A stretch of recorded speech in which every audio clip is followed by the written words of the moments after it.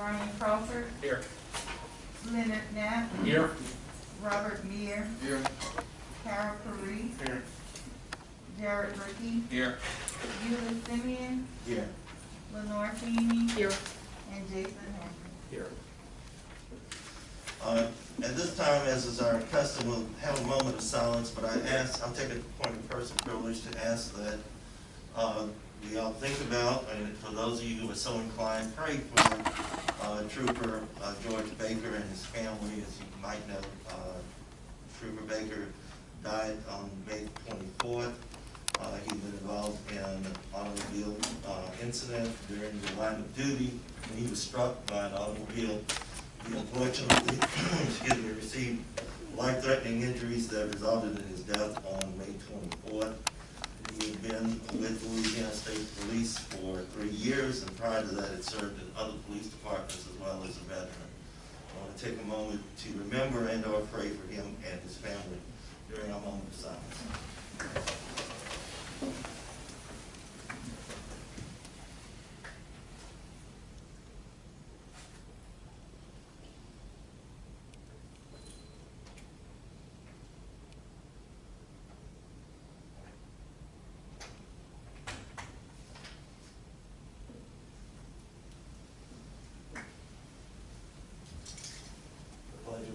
I pledge allegiance to the flag of the United States of America, and to the republic for which it stands, one nation, under God, indivisible, with liberty and justice for all.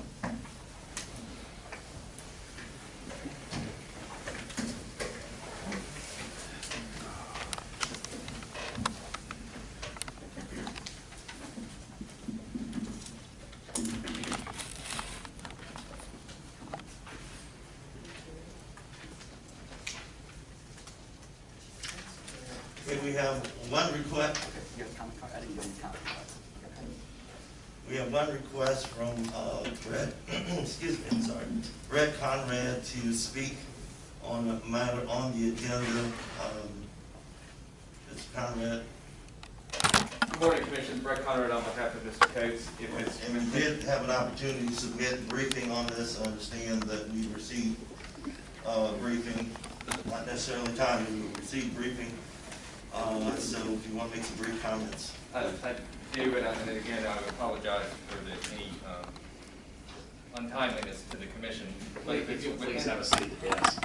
Well, if it's within the Commission's purview, I'd like to go at item number 4, if it's within the Commission's permission, or if that's okay. I'm not understanding what you're asking. If we can speak once we get to item number 4 at the conclusion of State Police's presentation, or we can certainly speak right now. Why don't you go ahead and speak right now?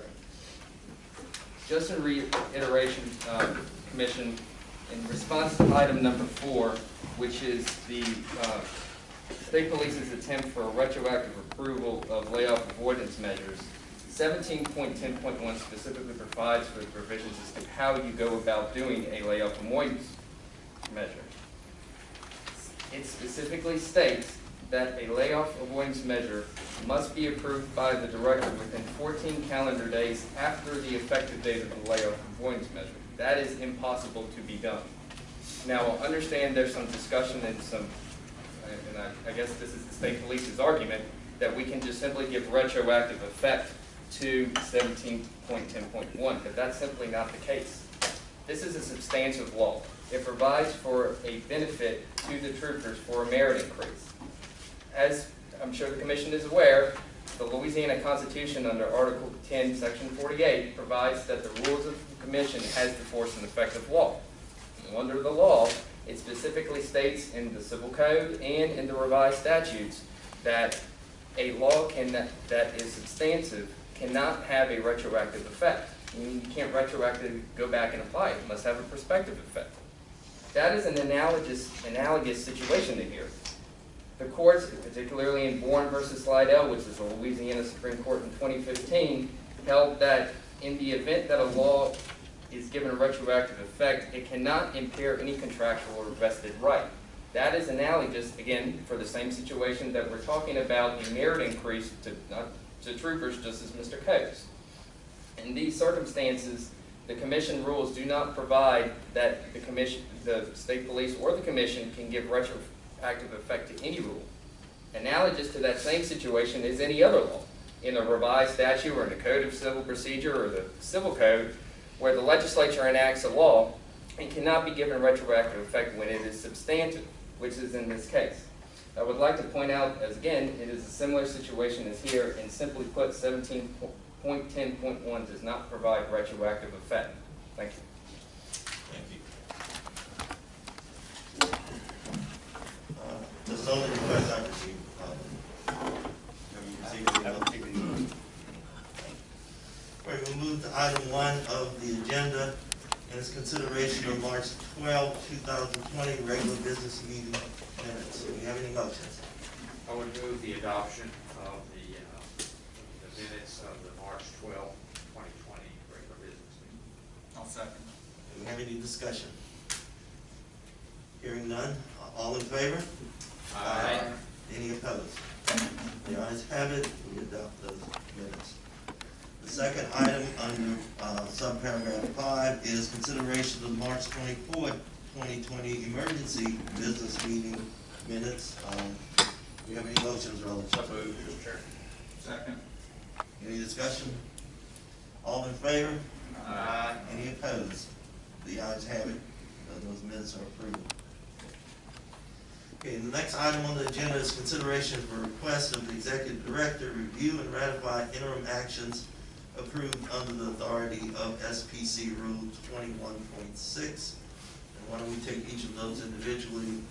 Mr. Director, do you have any comments on A? No, sir, I do not. And then A, in the interim, pursuant to Rule 21.6, you, why don't you briefly for the benefit of the audience, explain what was done, what the situation? Yes, Mr. Chairman. In General Circular number 207, what we did is extend a deadline for Rule 21.7 to be suspended until April 30th of 2020. We also did a clarification of Rule 21.1, sick leave expansion, to further clarify that the appointing authority may permit the use of sick leave for the following reasons. And so it's a verbiage change. Do we have any motions relative to that particular request by the director? I would move that we ratify the actions of the executive director with regard to the extension of rules 21.1B and 21.7 to April 30th of 2020. You're intentionally leaving out the, Oh, and the clarification of the rule 21.1 to read the use of sick leave. do we have a second? I'll second. Any discussion? Commissioner Mayor, was that? I'll second, yes. No, I saw you moving your mic. No, I know you no. wanted to discuss it. No, sir. Okay. Hearing no discussion, all in favor, say aye. Aye. Any opposed? The ayes have it. Congratulations, Director, you've been ratified. Thank you, Mr. Chairman. Then what was, would you explain B, please?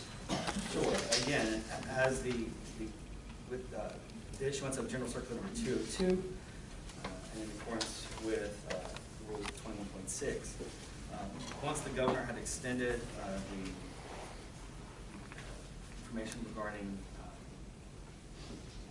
closures and regarding the state of the COVID-19 situation in the state, he made extensions, and as a result, I felt it was imperative that we also make extensions to the rules regarding suspension of deadlines and the use of sick leave. Director Henneman, I'm sorry, but it's probably the math, but we're having a hard time here.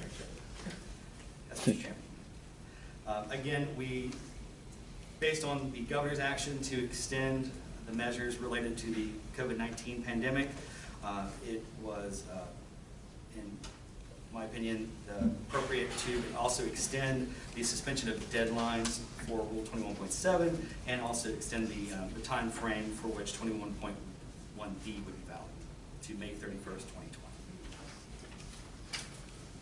Do we have any motions? So move, Mr. Chair, to adopt General Circular number 208, extension of Rule 21.1B and 21.7 to May 31st, 2020, as ratified. Second. Any discussion? All in favor, say aye. Aye. Any opposed? The ayes have it. Got one more. Sure. And finally, Commissioners, General Circular number 209 was issued, again in response to the extensions of provisions underneath the Governor's Executive Order, the stay-at-home orders. I extended the deadline for Rule 21.1, since it had been subsequently extended twice. I decided to extend it through the duration of this chapter, which is tentatively for until July 11th, 2020, which will further allow the appointing authority to permit the use of sick leave to care for a dependent child as a result of COVID-19 issues.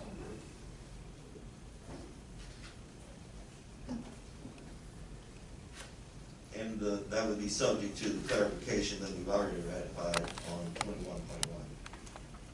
Correct. Do you have a motion? I would so move that we ratify the actions of the Executive Director for the extension of Rule 21.1B to July 11, 2020, to coincide with the duration of the remaining provisions of Chapter 21 under Rule 21.10. Do we have a second? Second. Any discussion? Hearing none, all in favor? Aye. Any opposed? The ayes have it. The next item under 5 is number 4. It's consideration of a request from the Department of Public Safety and Corrections, Office of State Police, for retroactive approval of the layoff avoidance measure taken in fiscal year 2016, 2017 to withhold performance adjustments. Interim approval was granted by the Executive Director under LSPC Rule 21.6, implement planning and preparation of possible retroactive options available under the rules prior to the end of fiscal year 2019-20.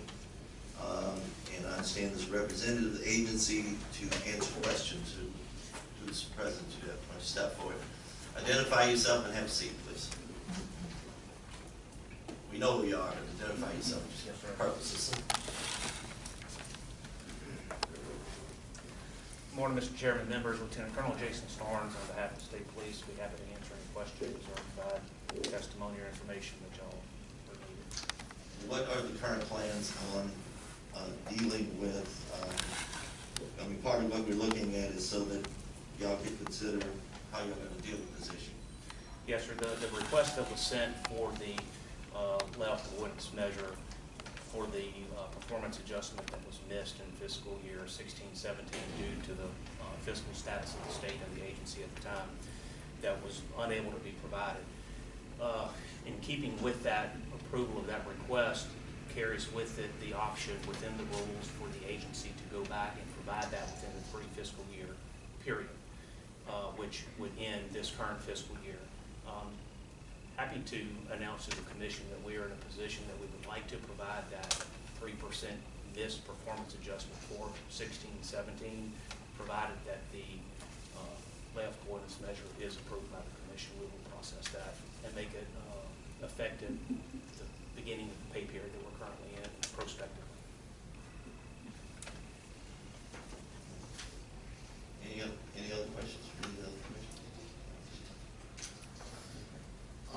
I have a question in regards to the need of the executive director to give the approval because the 3-year time limit is running out for them to actually for the department to pay the merit increase if they so choose.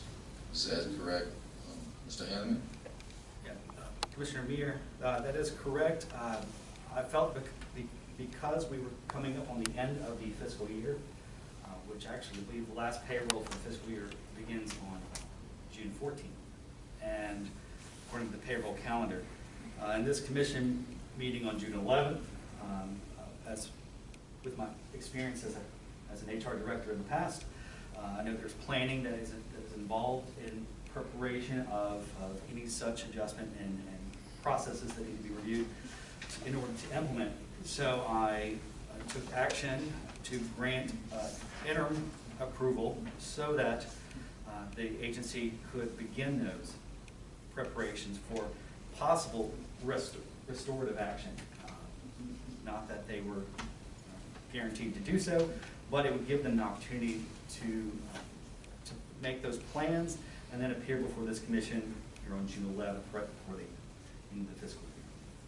All right, so my next question is is there rules in place that allows the department to, I would say retroactively fix, but at any point after the expired date that they could make up that 3% after the deadline this year? So I'd have to look with council on the rules under Chapter 6. The provisions of the layoff avoidance and the Chapter 6.14 provide that for any adjustment that was earned or that was attained but not paid, the department has within, or the agency has within 3 years to make that payment. In this case, the action occurred. The adjustment was withheld as of October 1st, 2016, because of the agency's understanding of the fiscal situation of the state, their budget appropriation, and the issuance of governor's executive orders, and position on the fact that there was a severe deficit for fiscal year 16-17 that the legislature and the governor were trying to remedy. So the request the agency submitted is within the window of opportunity for them to then use the restorative action under Rule 6.14 to prospectively grant an increase for one that was missed. Now, if the State Police Commission does not grant the request, then there is a question of whether or not that October 1st, 2016 performance adjustment was actually attained. Again, given the situation that 50,000 other state employees did not get an increase that year, and he was removed from all possibility of eligibility. So civil service took extraordinary action and removed the possibility to attain an increase in 2016-17. The governor also passed an executive order that removed the ability to attain an increase for the unclassified service. So due to an oversight and not processing a rule change in this commission, the ability to, or the need to come to the agency, or to the commissioner and make a request was overlooked by the agency. However, they implemented the holding of the adjustment as other agencies did. Just so I'm clear, if they miss this window on June 14th, then the department cannot restore the 3%. Not under Rule 6.14. You would have to look and see if there's any other mechanism to use. But this is built into the rules already. It's an existing option. Within the rules, we'd have to look at the rules for further clarification beyond this point. Well, I just want the department to be aware that this may be the only option to make up that 3% or not. I don't know if there is another mechanism, but if there's not, after the June 14th date, if there is any intention in the future, in the next 6 months, in the next year, the department may not be able to do that. Is that correct, or is it? We don't know. We haven't researched Yes, that. we haven't We can look at. particularly, but I would say it would be more difficult Yeah. to make any action or using a different rule. This rule, For the purpose of clarification, for today, we're looking at the issue of whether or not to give retroactive authority, and the department will, at least prospectively, institute the change, and might we not consider a rule change if necessary to deal with the issue of the retroactive impact that it has. we can certainly take up and discuss. So, just another option that we could do, a rule change that might give the agency the authority that may not currently have under the rules to retroactively give a position. Mr. Chairman, if I may, and kind of towards, I guess, the discussion and Commissioner Muir's question is, yeah, the issue at hand is in fact the 3% performance adjustment that Speak up just a little. I apologize. The issue at hand being the 3% performance adjustment that was not provided in fiscal year 16-17. The remedies currently within the rules lie within 6.14F, which says the appointing authority may within 3 years provide a missed performance adjustment for those employees who are eligible for one at a time. That is in fact, since that's the performance adjustment that's missing, that is the rule that will allow the department to remedy that, provided that it is approved. And that's what we're seeking to do today. And you will remedy that That's correct. This is the last pay period within the current fiscal year for this to be applicable. So there is a timeline for the agency to that question in reference to that rule, that in order to exercise that rule and go back 3 years and provide it, would have to be done before this pay period ends.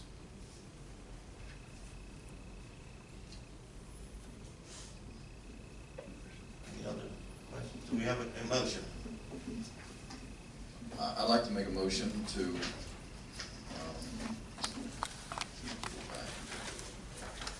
adopt the temporary rule that the executive director made a decision on, which I'm not sure exactly. All right, so.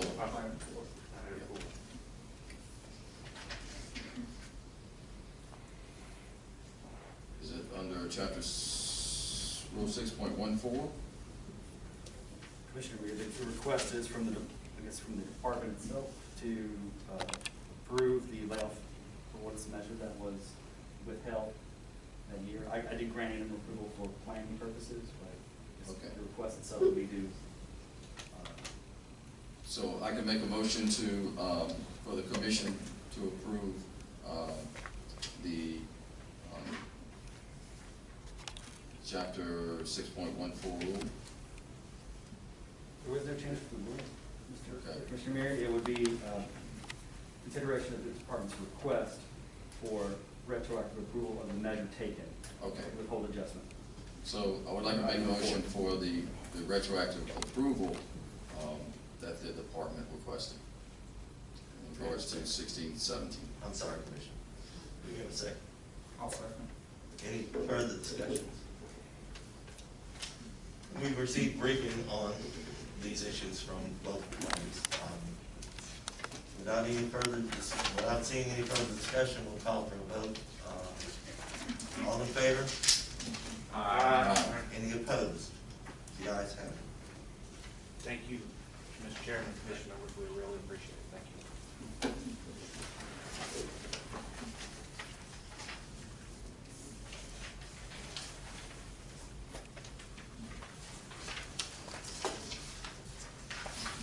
Item number 5 is a review of Chapter 21 sunset and consideration of rule recommendations for the July business meeting. The provisions of these rules were set to expire on the order of commission or in 120 days from first adoption. And that was July 11, 2020, whichever comes first. Mr. Chairman, that is correct. The rules, the emergency rules that were adopted at the March 24th emergency business meeting are set to expire within 120 days of when they were adopted, and which was currently set for calculated July 11th, 2020. This agenda item is really to call attention to the fact that these items are coming up for expiration. And then to also, in your binders, I've included some actions that the State Civil Service has taken to incorporate some of the emergency rules into their existing Chapter 11 sick leave rules. And essentially ask that the commission, again, they're still in effect through July, but it's to start the conversation on whether or not we want to make some amendments to existing rules. We want to let these rules expire, and when we want to go about doing so. We have a pay hearing, not pay hearing, excuse me, a appeal hearing scheduled for July. So any time frame on adopting, so either extending these rules or incorporating new rules, it might be helpful to do so at the August meeting if we were so inclined to extend it through mid-August. But again, this is informational purposes only. Do you have any recommendation? I'd like to have a motion on the floor to extend them to the emergency rules and the cutoff date to August 15th, 2020.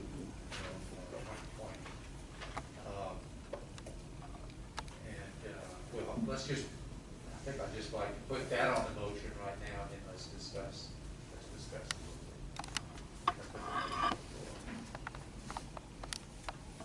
I'll second. Any further discussion? As I appreciate it, I think this virus is going to be around for a longer period of time than we anticipated. The crisis is going to be around for a longer period than we anticipated. So I think we need to think about incorporating some of these rules into our regular rules dealing with this virus and really any pandemic type of event that occurs. I mean, it brought to our attention very dramatically what happens.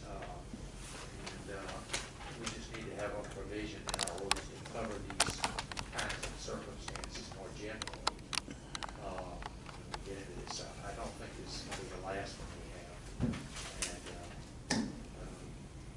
And so we need to think about it in longer term, and if we could do that and draft some proposed regulations that we could look at, and then we've got to advertise them, and maybe August 15th is not going to be long enough to extend these. Is it going to be enough time for us to consider them then and have the advertisement necessary and promulgate them?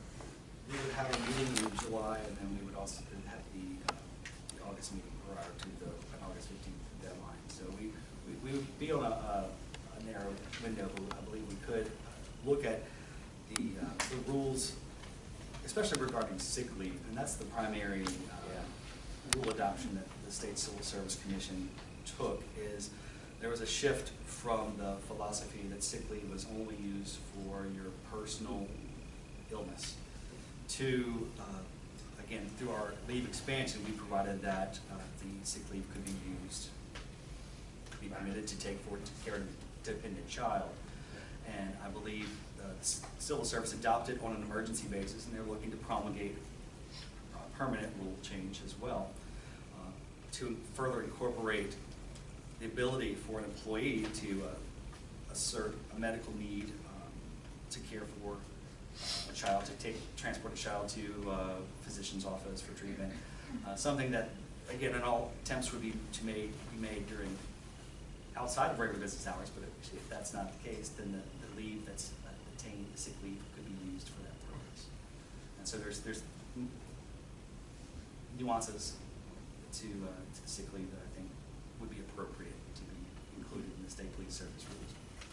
But you believe August 15th would give us time to reconsider and promulgate the proposed changes and consider it? I believe we could do that. And if not, we could reconsider consider extending again. Mr. Chairman, one of the things that we're able to look back retrospectively now, at the time these emergency rules were implemented, there was a lot that we didn't know. A lot of unknowns that we are aware of now, and like the Commissioner discussed, I'm in healthcare, and we also believe that this is going to be a long haul. And so I think the fact that the Commission is taking a look at making some permanent changes that are in line with FMLA, because it's my understanding that if anyone goes off on leave that is under the guise of FMLA and those qualifications, caring for a child or parent or what have you, it's required for the organization first to use acquired leave, whether that be sick leave or vacation time in those first 90 days that are allowed by the law, before they go off on some type of unpaid leave. And so I think crafting some type of language that includes that into some permanent rule that allows a trooper to, because it's my understanding that if a trooper says, look, I'm taking FMLA and I'm going to be off for the next 2 weeks caring for my father who has cancer, I've got to take him to the hospital, then that agency has to comply and allow him to use that leave at that time under the FMLA guidelines. And so I think we need to look at those carefully when we reconstruct this policy to allow them to align with that government, federal policy, without having to actually invoke FMLA. So I think it's worthy that we're continuing to look at that and help with the troopers' ability to use that leave when they need it. It would be also helpful to understand, looking back this past 2.5 months, was this useful in the department or not? I mean, was it used by the troopers out there? Was it effective, and get that information and that feedback to have, so we understand its impact on the department too? Mr. Chairman, I think it's important to make sure it's used and not abused, as long as we can put in some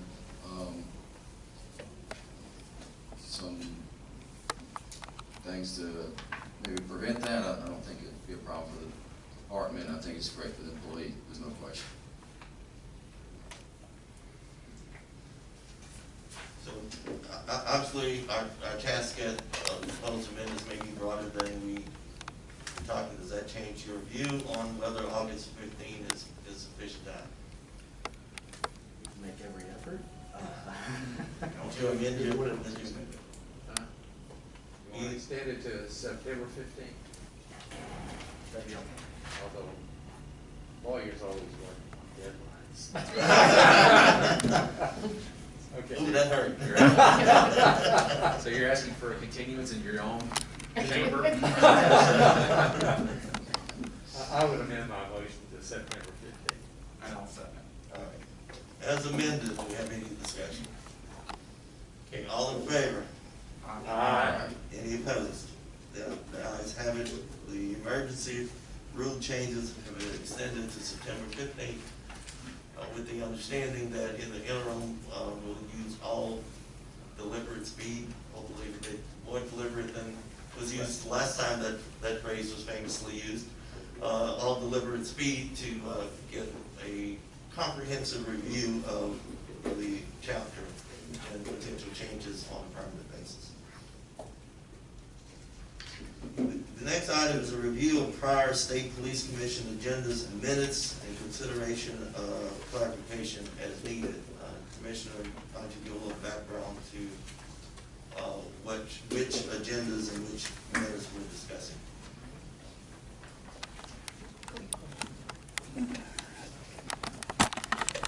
Mr. Chairman,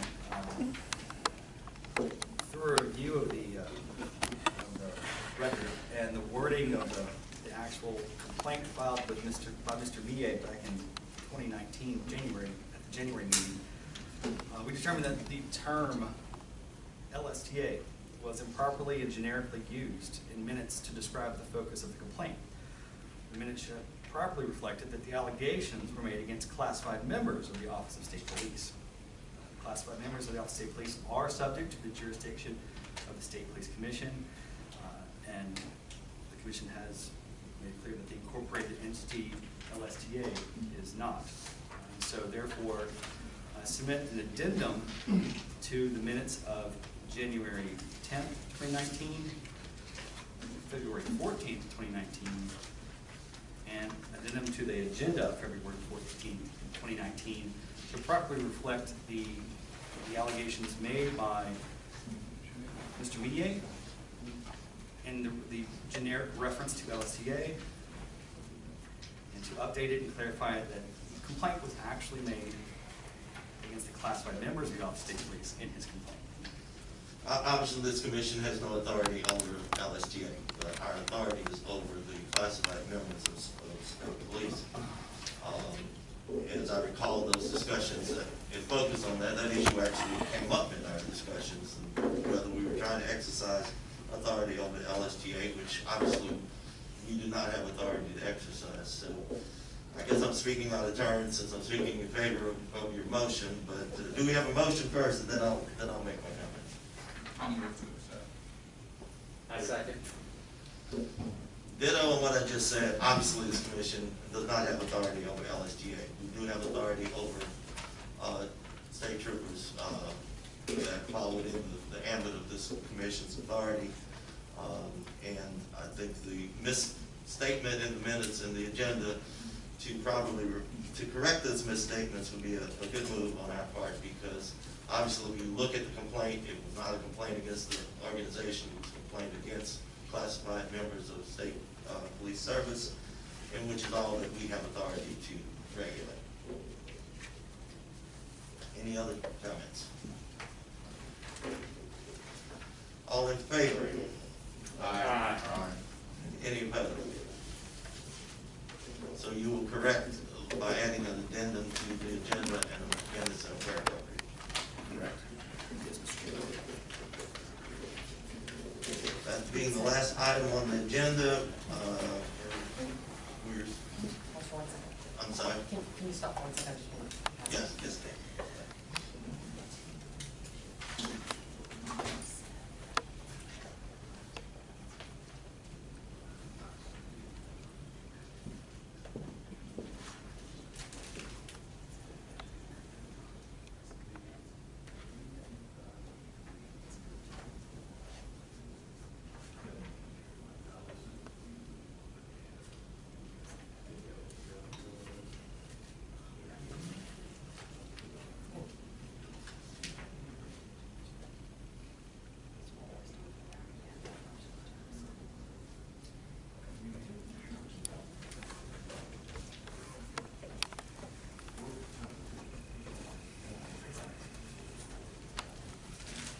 Stand at recess for a moment.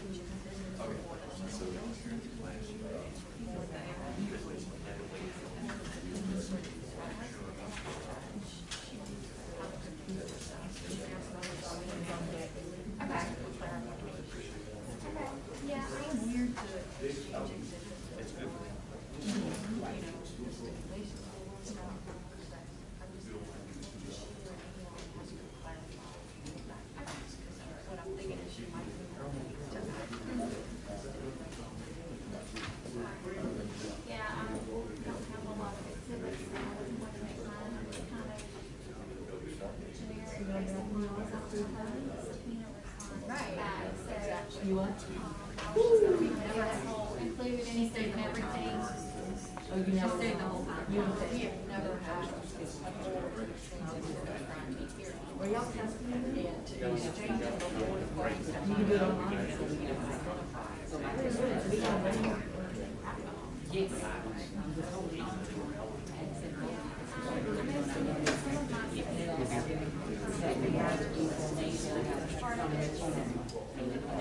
have seen it. Because they know they're not.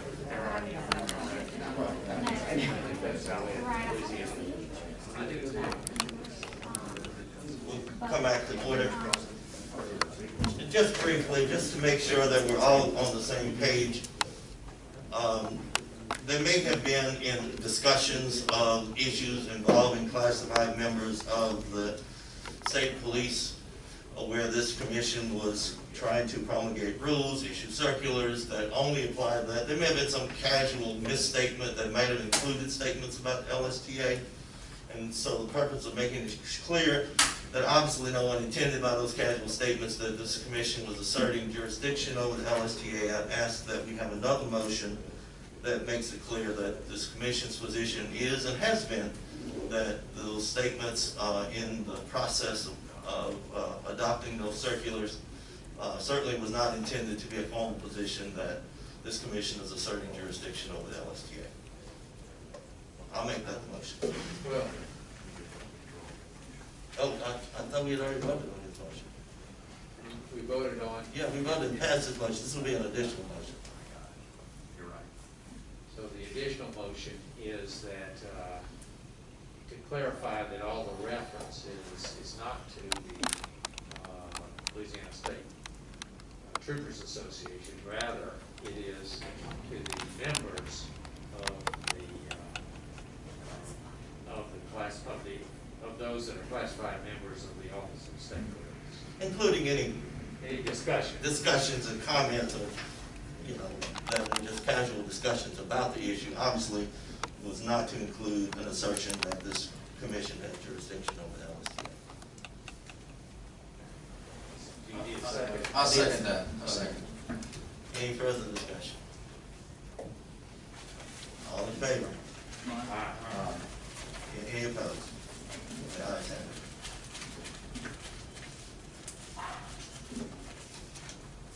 Okay. Now, that takes us to the end of the agenda items. We receive any requests for an opportunity to address the commission on matters not on the agenda? We do not, Mr. Chairman. Receive the director's report. Mr. Chairman, included in your binders, as always, behind tab 7 is the expenditures for the commission. I'd have to take questions if you have any questions on expenditures. From looking at the budget, we are well within our budgeted amount. In fact, we saved, it looks like about $130,000 less than what was actually budgeted. Well, that's not exactly the case. We haven't closed out the fiscal year, so we still have some invoices to be paid. There is going to be an amount that does revert back to general fund dollars, back to the state coffers, as a result of the issues with the pandemic and other items, including the contract, how it was written with our test administrator. Since we weren't able to do our test in May, we're gonna have to use funds out of next fiscal year to pay that contract. So there will be some monies that get restored. But we are within our budget authority. We are.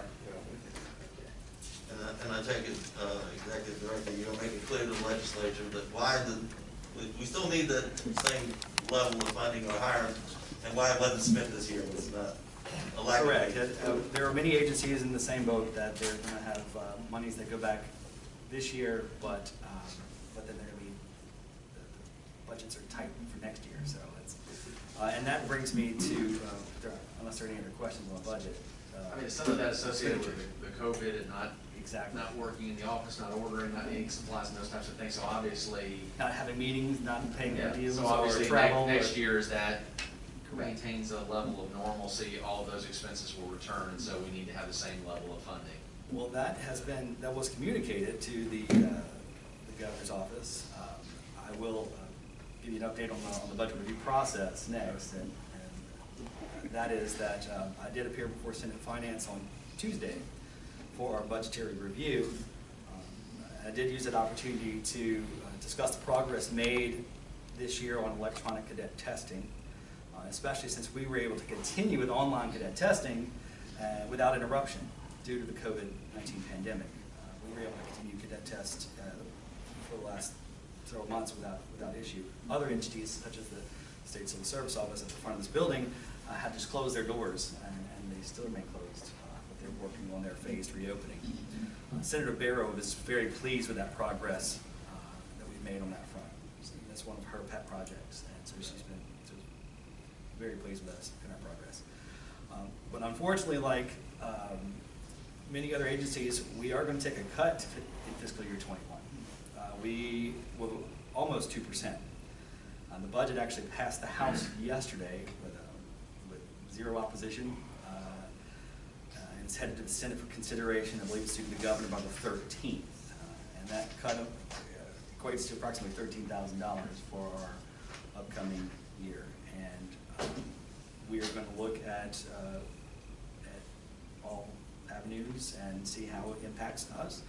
But I believe we're still on track to continue with our with the initiatives that we wanted to do, such as our trooper database, the system that we desperately need for our record keeping purposes. We're still on track, and I'll be communicating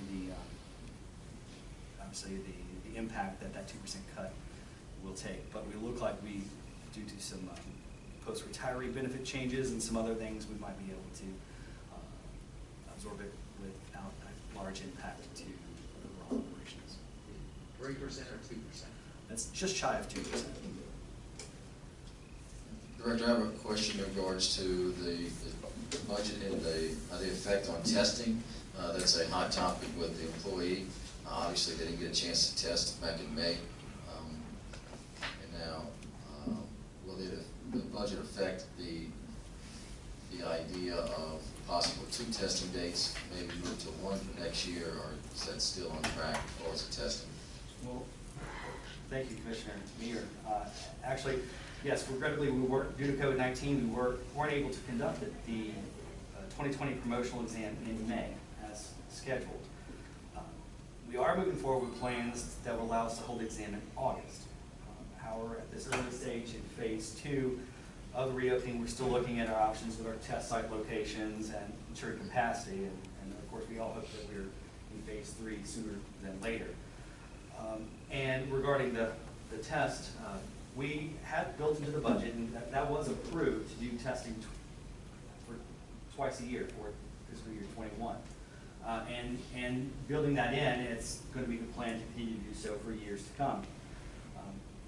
Unfortunately, the way our contract was written with our test administrator for this year, we won't be able to pay the funds for the exam, the 2020 exam, out of 20 funds. So the second test, so to speak, in fiscal year 20 would be the August 2020 promotional exam and then the May 2021 promotional exam. So it will be absorbed. Fortunately, we had built that in to do 2 tests in fiscal year 21. Unfortunately, it's going to be taken up by the postponement of the May 2020 exam. Understand. So, yes, so just 1 test this year, this upcoming year, and then the following year, potentially, there will be 2 tests. Correct. There would be, the plan would be a May 21 and a November 21. Okay. And that would be our cycle going forward.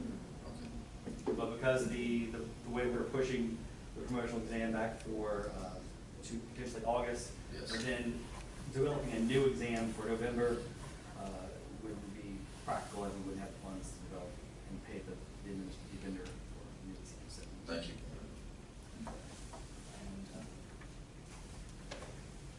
And actually, as of Monday, I did have a conversation with the Colonel regarding that, and their full support in ensuring that this test is had, and that in August, hopefully, and that they're continuing their leadership prerequisite requirements that they've been working on, ensuring that everyone registered for the exam is able to achieve those prerequisites before the exam.